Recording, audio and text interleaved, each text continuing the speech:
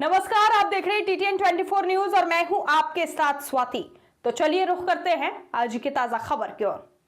तेलंगाना में BC वर्गों को 42% आरक्षण देने की मांग को लेकर पेदापल्ली जिला मुख्यालय में BCJAC के नेतृत्व में धर्म संघर्ष दीक्षा शुरू हुई।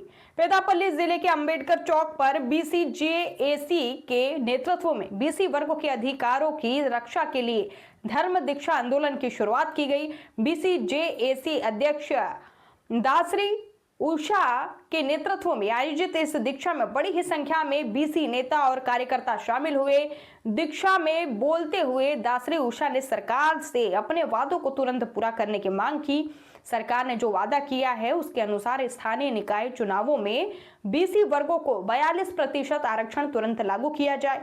पहले पेदापल्ली जिले में हमने बंद का आह्वान किया था, तब व्यापारियों और जनता ने हमारा समर्थन किया था।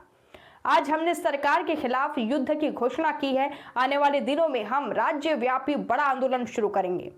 दासरी उषा ने कहा कि BC वर्गों के अधिकारों की लड़ाई अब और अधिक तेज होगी। BCJAC नेताओं ने चेतावनी दी है कि अगर सरकार अपने वादों से पीछे हटेगी तो राज्य भर में जबरदस्त आंदोलन शुरू किया जाएगा।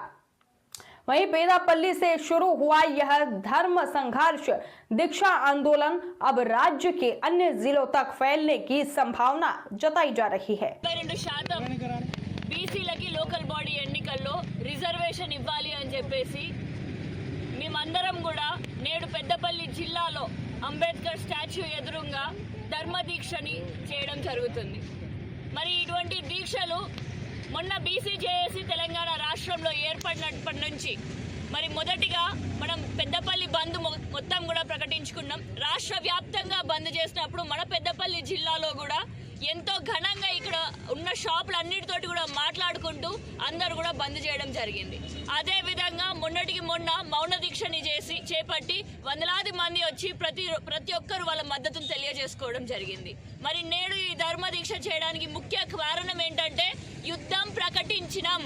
మరి BCల మందరం కూడా యుద్ధం ప్రకటించినాము అని అంటే ఈ రోజు మా దగ్గర కత్తులు కటోరాలు ఏది ఉంటే అది వాటితోటి యుద్ధం చేయడానికి సిద్ధమైనాం। మరి రానున్న రోజుల్లో ఇవన్నీ కూడా మరి ముందు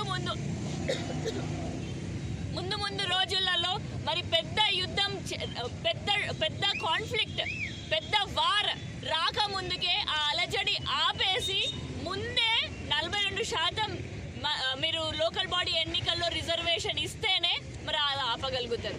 అది ఆపితేనే మన ప్రజలందరికీ కూడా వాళ్ళ మనసులో ఉండేటిది మీరు అందరు ముందుగానే తెలుసుకొని వచ్చేటటువంటి యుద్ధాన్ని ఆపితేనే మరి ఎలాంటి వెనుకబాటుకి వెళ్ళాం। తెలంగాణ రాష్ట్రం ఏర్పాటు చేసుకోవాలి అని అంటే అసలు ఎంతమంది ప్రాణాలు కోల్పోయినాం।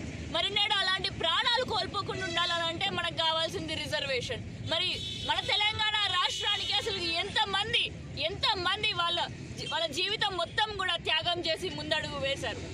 ఎంతో మంది యువకులకి చదువు దూరం అయిపోయింది, ఎంతో మంది మహిళలు వాళ్ళ ఫ్యామిలీకి దూరంగా ఉన్నారు, ఎంతో మంది పురుషులు మరి వాళ్ళు ఎక్కడెక్కడికో పోయి వాళ్ళ కుటుంబానికి దూరంగా ఉంటూ కూడా ఉద్యమం చేసిళ్ళు।